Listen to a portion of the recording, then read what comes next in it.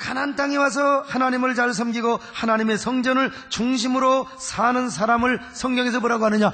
물가에 심기운 나무라, 이렇게 말씀하고 있습니다. 시편 1절 3절입니다. 시작. 그는 시냇가에 심은 나무가 철을 따라 열매를 맺으며 그 잎사귀가 마르지 아니함 같으니 그가 하는 모든 일이 다 형통하리로다. 시냇가 인생인데 그가 어디에 바로 박혔느냐? 하나님의 성전에 심겨 있다는 것이죠. 시편 92편 13절 시작. 이는 여호와의 집에 심겼으며 우리 하나님의 뜰 안에서 번성하리로다. 여러분, 3500년 전 이스라엘 백성들만 출애굽을 한 것이 아니라 오늘날 우리도 매주마다 출애굽의 은혜를 경험하고 있어요. 이게 뭐냐? 제2의 출애굽이라고 하는 거예요. 6일 동안 세상에서 고달프게 살다가 여러분 7째 날 하나님의 교회로 왔어요. 여러분, 오늘 예배당에 오셔서 예배드리는 느낌이 어떻습니까? 여러분, 오늘 교회에 오셔서 예배드리는 소감이 어떻습니까? 그러면 딱 해야죠. 좋습니다. 이제 다시 물어봅니다. 자, 여러분, 오늘 우리 예배당에 오셔서 예배드리는 느낌이 어떻습니까? 저 뒤에 몇 사람은 교도소에서 온 사람 같아요. 이게 뭐냐? 제2의 출애굽을 경험하는 것입니다. 여러분, 주일날이 되면 어떤 사람이 교회 옵니까? 천국의 소망을 갖는 사람이 교회 와요. 아무나 온 게 아니요, 거듭난 사람, 예수 그리스도를 구주로 영접한 사람이 교회로 오는 것입니다. 교회로 오는 것은 그냥 오는 게 아니요, 소목사를 만나는 게 아니요, 오늘 주님 앞에 나온 것입니다. 주님의 품으로 나오는 거예요. 이게 뭐냐? 제2의 출애굽을 경험하는 거예요. 여러분, 출애굽은요, 세 가지가 있습니다. 역사적인 출애굽이 있어요. 역사적인 출애굽. 이스라엘 백성들이 3500년 전에 애굽에서 나오는 출애굽을 역사적 출애굽이라고 해요. 그 다음에 이제 영적인 출애굽이 있습니다. 그 영적인 출애굽은 뭐냐? 이제 날마다 6일 동안 세상에 살다가 주일날이 되면 주님 앞에 나와서 예배드리고, 이게 영적인 출애굽입니다. 그러다가 언젠가 이제 궁극적인 출애굽이 와요. 그 궁극적인 출애굽은 뭡니까? 세상도 망하고 사탄의 도성이나 망해요. 그럴 때 이제 주님이 구름 타고 오시면서, 야, 저 바벨론의 죄에 동참하지 말고 너희들 이리로 올라와라. 이럴 때 우리도 구름을 타고 천국에 올라감을 믿습니다. 그러니까 궁극적인 출애굽을 연습하는 것이 뭐냐? 지금 제2의 출애굽, 영적인 출애굽이라 이 말이요. 그래서 매 주일마다 출애굽을 경험한 사람은 별세나 별천지의 세계를 누리는 거예요. 출애굽의 세계가 그런 세계이기 때문에 그렇습니다. 그러다가 언젠가 우리가 궁극적으로 구름 타고 올라간다니까요. 영원한 출애굽을 하게 되는 거예요. 이 궁극적인 출애굽을 연습하는 게 뭐라고요? 매 주일이면 교회로 오는 것입니다. 다시 말하면 우리가 이 땅에 살면서 주일날 교회 와서 예배드리는 거, 영원한 출애굽을 연습하는 것입니다. 이러한 삶은 오늘 본문에서 뭐라고 말하느냐? 물가에 심긴 나무와 같은 삶이라고 말씀하고 있어요. 그리고 그것이야말로 진정한 가나안 신자의 축복이라고 했지 않습니까? 또한 그런 가나안 신자의 삶이 적과 꿀이 흘러넘치는 삶이라고 말씀하고 있는 거예요, 여러분요. 그러니 교회 생활이 얼마나 행복하겠습니까? 교회 와서요, 예배드리는 시간은요, 하나님의 백성들에게 최고의 축복입니다. 최고의 은혜입니다. 그래서 우리는요, 이 세상에서, 지금 이 시간은 세상에서 누릴 수 없는, 세상 사람이 누릴 수 없는 참된 평화와 신령한 기쁨과 안식을 누리고 있는 것입니다. 비록 걱정 없는 사람이 어디가 있겠어요? 여러분, 염려 없는 사람이 어디가 있느냐 이 말이요. 6일 동안 다 돈 걱정, 세상에 사람 걱정, 자녀 걱정 없는 사람이 누가 있느냐 이거요. 다 있어요. 그러나 오늘 우리가 예배드리는 이 순간만큼은 여러분, 신령한 평안과 기쁨과 행복을 누리는 거예요. 이 순간만큼 염려가 떠나시기를 바랍니다. 걱정이 없는 사람이 되시기를 바랍니다. 우리 주일만 되면 가나안과 같은 교회로 찾아와서 심신이 위로를 받는 사람, 여러분, 그 힘으로 봉사를 하고 그 힘으로 전도를 하니 여러분, 이런 사람이 되시기를 바랍니다. 그렇다고 우리가 주일날만 교회 오느냐? 믿음 좋은 사람은 수요 예배도 오고 철야 기도에도 오고 또 새벽 기도도 오고 말이죠. 주님과 더 가까운 사람이요, 뿌리를 더 주님의 몸된 교회에 깊이 박은 사람입니다. 그런데 이 나무를 구약에서 주로 어떤 나무라고 했어요? 종려나무라고 이 선민들이 종려나무로 생각했어요. 그리고 종려나무는 우아함과 고상함을 의미한다고 했어요. 번성과 번식의 다산의 축복을 상징한다고 했어요. 또한 지저와 절개를 상징하며 수백 년 동안 오래 열매를 맺는 나무라고 했어요. 그런데 이 나무가 하나님의 집에 심겨져 있었기 때문에 성전을 중심으로 한 가나안 신자의 표상이고 모델이라고 했잖아요. 따라서 다윗을 비롯하여 모든 구약의 백성들은요, 아마 물가에 심기운 나무, 곧 성전에 심기운 나무를 바라보면서 자신의 삶의 높은 이상을 설정을 했을 거요. 나도 성전에 심기운 종려나무처럼 내 개인의 높은 이상을 세우리라. 가문에 대한 이상을 세우리라. 나는 교회에 대한 높은 이상을 세우리라. 여러분이 이런 이상을 세우시기를 바랍니다. 이런 말씀을 세우면서 적어도 이런 높은 숭고한 이상을 세워야 돼요. 나도 시냇가의 인생을 살리라. 나는 절대로 어떤 경우도 광야 인생을 살지는 않으리라. 철저하게 하나님의 교회 중심의 삶을 살리라. 그래서 자손 대대로 영광의 가문이요 축복의 명문 가문을 이루리라. 어떤 상황에서도 안티 성향을 갖지 않고 나는 교회를 씹거나 공격하거나 욕하지는 않으리라. 내가 생명의 마인드로 건의는 하고 내가 뭡니까 아주 좋은 말로 권면은 할 수 있을지는 몰라도 안티 노릇은 나라리라. 오히려 나는 교회를 더 멋지고 아름답고 건강한 모습으로 내가 받들리라. 이게 높은 이상을 세우는 사람이에요. 저는 이번에 대구에서 열리는 교단 총회에 가서 대구 지역 8개노의 여전도회가 연합하여 드리는 6.25 상기 구국 금식기도회 강사로 제가 다녀왔어요. 그 기도회는 원래 6월달에 하기로 했는데 메르스 때문에 다 취소가 됐어요. 그래서 7월달에 하자는데 내가 시간이 있나요? 8월달에도 여러분 제가 여름 수련을 비롯해서 얼마나 빡빡해 갈 수가 없어요. 그래서 이제 9월에 하자는데 아니 어떻게 생뚱맞게 9월에 합니까? 6.25 금식기도를. 그래 9월달에 제가 대구에 총회를 데려간다고 하니까 그러면 오는 기간에 그때 날 잡아서 합시다. 그래 내가 물어봤어요. 아니 왜 꼭 나만 데려가려고 하느냐? 대한민국에 목사님들 많이 있는데. 그래도 그 회장님이 소목사만 모셔야 된다는 것입니다. 왜 그런가? 내가 이렇게 잘생겼나? 난 하여간 모르겠어요. 내려가 봤더니 연합회 회장님이 평생 동안 간호장교를 하셨던 분이에요. 여자분이신데 중령으로 예편을 하신 분이요. 그러니까 누구보다 국가관 그리고 애국의식과 안보의식이 투철하신 분이에요. 그런데 그분이 구국기도를 하는데 자기가 회장으로 있는 동안에는 반드시 소강성 목사를 초청해야 된다는 거예요. 그래서 제가 생뚱맞게 9월달에 가서 6.25 상기 구국 금식기도회를 인도했던 것입니다. 여러분요, 저를 모시려고 저를 초청하려고 9월달까지 연장이 여러분 저를 우습게 여기지 마시기를 바랍니다. 여러분. 그분이 누구냐? 최학래 권사님이라고 참 훌륭하신 분이요. 저분이 저토록 처만 강사라고 초청하려고 했던 겁니다. 그 권사님을 비롯해서 대구의 여성도들 난 너무너무 감동을 받았습니다. 어떻게 아니 6월달에 못했으면 그냥 지나갈 수 있는 거 아니에요. 그런데 9월달에 끝까지 저를 데려오라고 해가지고 그 큰 예배당을 대낮에 다 채우고 말이죠, 나라와 민족을 위해서 금식기도하는 나는 이 모습에 너무 감동이 되었어요.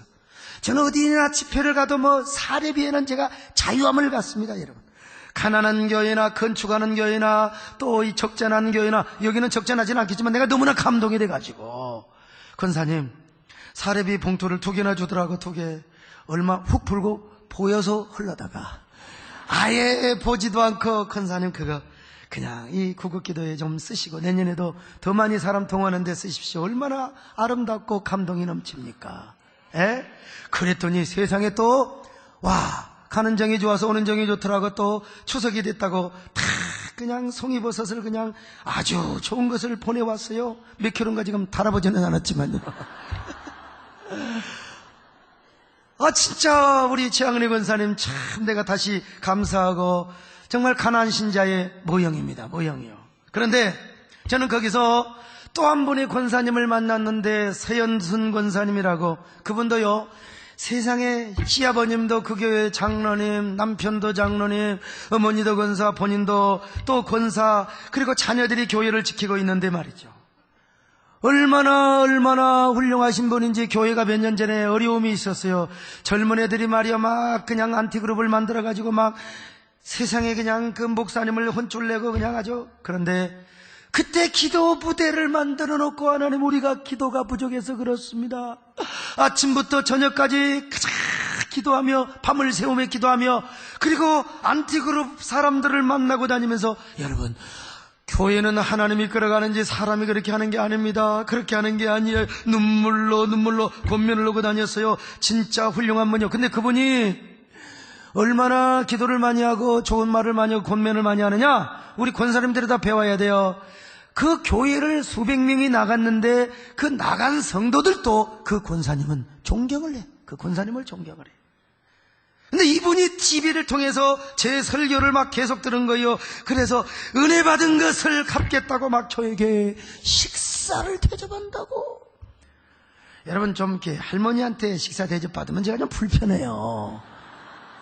그래서 홍석환 장로님하고 가서 살짝 밥을 먹었는데 물어 찾아왔어요. 그래가지고 어떻게 밥 먹는 데까지 오셔가지고 그냥 밥을 산다고 차라리 그냥 금일봉으로 주시지. 막 밥을 산다고 오신 겁니다, 여러분. 와서 하시는 말씀이 뭔 줄 아세요? 어쩌면 그렇게 세된 교인들의 얼굴이 막 밝는지 모르겠어요. 에? 어쩌면 그렇게 얼굴이 이쁘고 젊고 말이죠. 자기 젊을 때처럼 생겼다고. 요즘은 가난 신자 어쩌면 그렇게 막 세상에 목사님 말이요 거기에는 막 연예인도 많이 나오냐고 막 남진 씨도 나오고 말이요 그냥 말이요 요즘은 말이요 이 대관 집사님도 나오신다고 말이죠. 이분이 막 텔레비를 쫙 보는. 그런데 보니까 그 자녀들이 다 잘 되어 있는 거예요. 손주들까지 다 잘 되어 있는 거예요 말이요. 그냥 의사에서부터 뭐 변호사, 법조인 그 가정의 숭고한 이상을 세우며 교회를 잘 섬겨왔기 때문에 이런 가정을 이루는 것을 봤어요.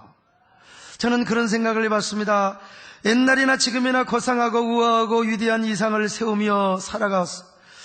저는 예수 믿는다고 집에서 쫓겨나오면서까지 하나님 앞에 기도한 내용이 뭔 줄 아세요? 하나님, 나는 하나님의 살아계심을 전하는 종이 되기를 원합니다. 하나님의 신실하심을 전하는 종이 되게 하여 주시옵소서.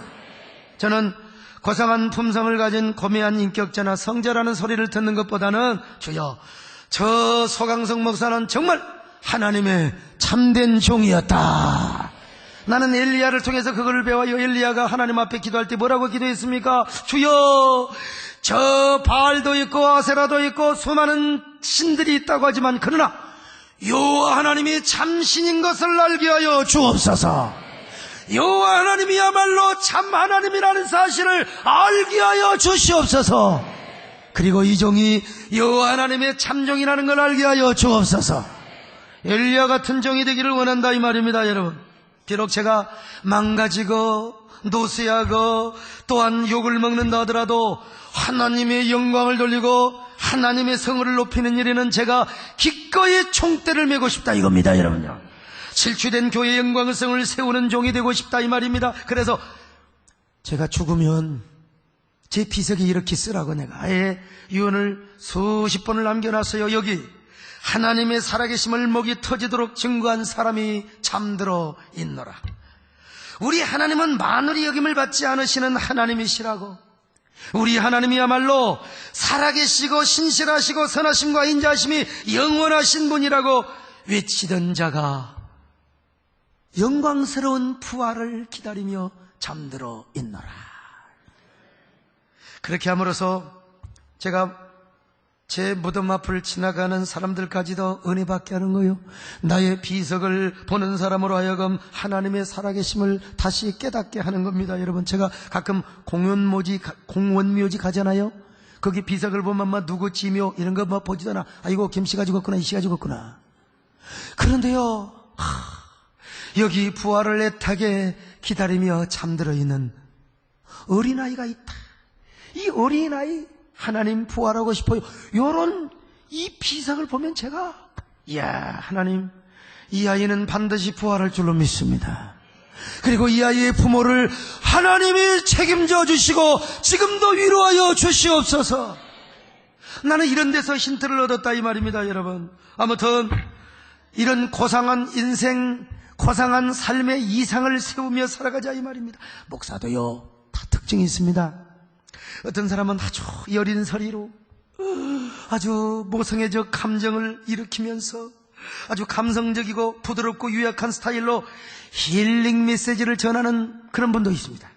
또 어떤 분은 굉장히 고지식이에요. 아주 교리적이고 아주 성경을 거의 문자적으로 고지식하게 전하려는 분도 있습니다. 여러분 다 나는 그분들 특징을 인정하고 다양성을 인정합니다. 여러분 다르다고 틀리는 게 아니요. 저 같은 경우는 여러분 너무 형식이나 다 이런 데 매이고 싶지 않아요. 여러분 컨텐츠가 중요하고 문제는 본질이 중요하다 이거죠, 여러분요. 그래서 하나님의 사랑이나 의도, 하나님의 본심이나 성품, 하나님의 계심과 신실하심과 선하심과 인자하심, 나는 여러분 이것을 힘있게 전하고 싶다 이겁니다, 여러분. 그래서 교인들을 사명자로 세우고 영적인 군사로 세우고 싶어요. 왜냐? 내가 출발이 그래, 신앙의 출발이. 그리고 연단받는 도전과 과정이 그렇다 이 말입니다. 그렇습니다. 여러분, 우리 하나님은 살아계신 하나님이십니다. 그리고 신실하신 분이십니다. 언약의 하나님이십니다. 그는 선하시고 인자하신 하나님이요 한 번 약속하시면 반드시 이루시는 하나님이십니다. 만원의 여김을 받지 않습니다. 거짓말하지 않습니다. 절대로 사기치지 않습니다.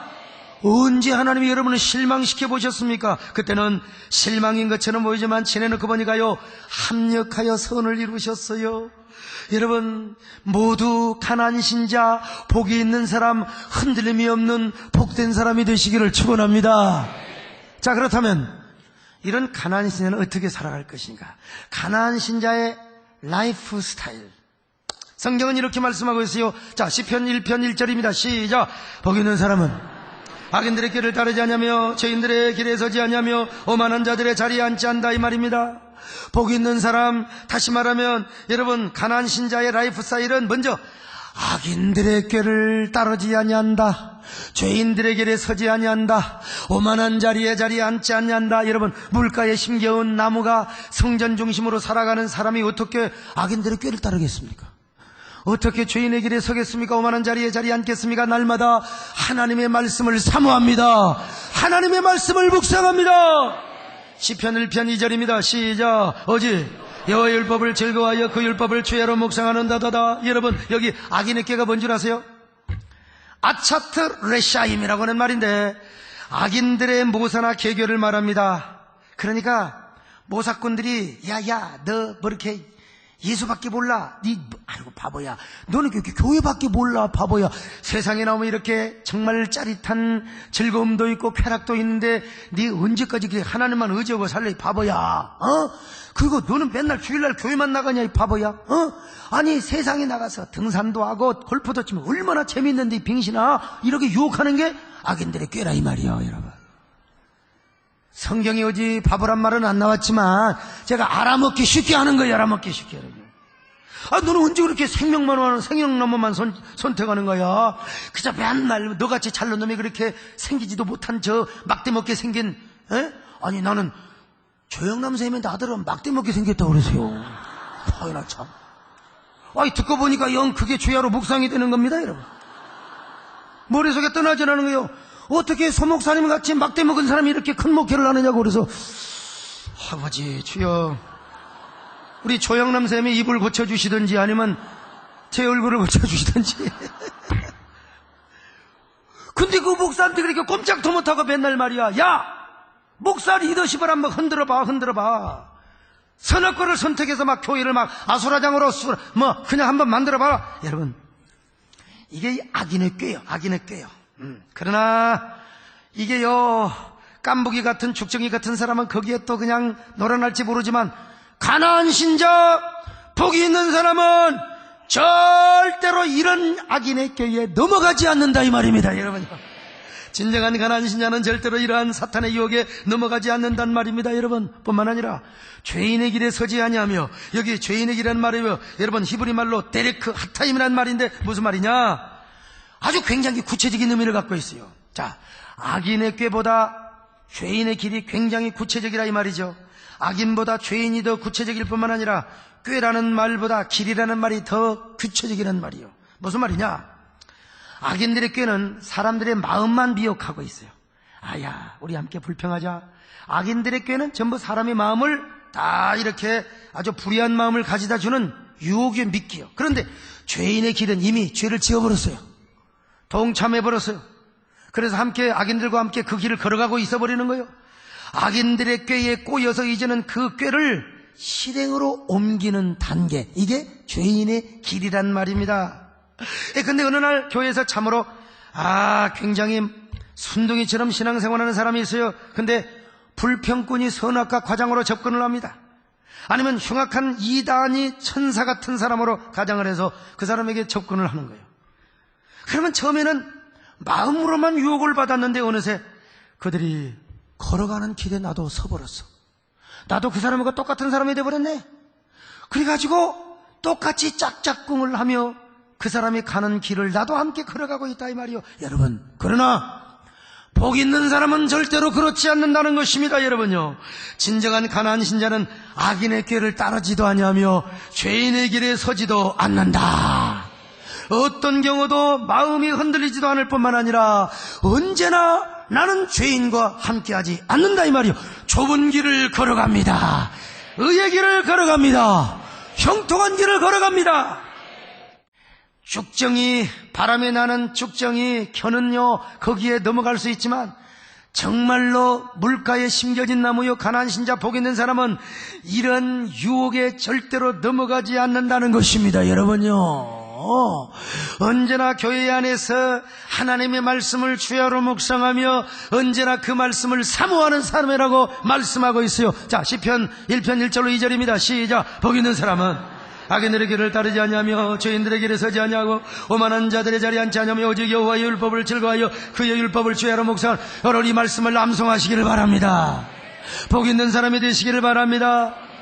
어떤 경우도 악인의 꼬임에 넘어가지 마시기를 바랍니다. 악인의 꾀를 쫓지도 아니하며 그리고 죄인의 길에 서지도 아니하며 오만한 자리에 앉지도 마시기를 바랍니다. 그러려면 사람도 조심해야 됩니다. 사람도요, 불평군을 멀리하고 특별히 선악과를 선택하는 사람은 적절하게 조심을 해야 됩니다. 오직 교회 안에서 말씀을 사모하시기를 바랍니다. 성경 공부도요, 이상한 모임이나 다른 곳에 엿도보지 마시기를 바랍니다. 가정에서도 말씀을 주야로 묵상할 뿐만 아니라 생수의 말씀이 흐르는 곳인 바로 이 강단에서 외치는 말씀을 사모하시기를 바랍니다. 그런 말씀의 힘을 받아서 봉사하시기를 바랍니다. 교회 깊숙이 들어와서 사명을 감당하시기를 바랍니다. 너 시험을 당해 죄 짓지 말고 너 용기를 다해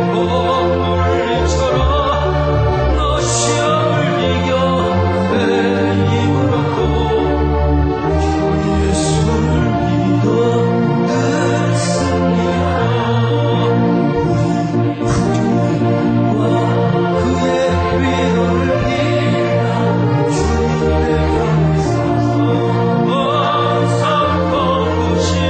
하나님의 사랑이여, 하나님의 사랑 영원히 함께한 십자가의 길을 걷는 자에게 순교자의 삶을 사는 이에게 죽어가는 소리와 주의 손자란 신부가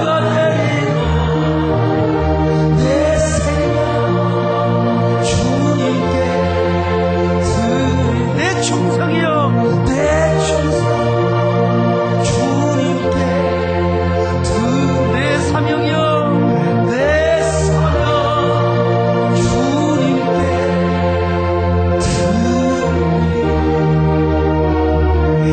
내 순결 주님께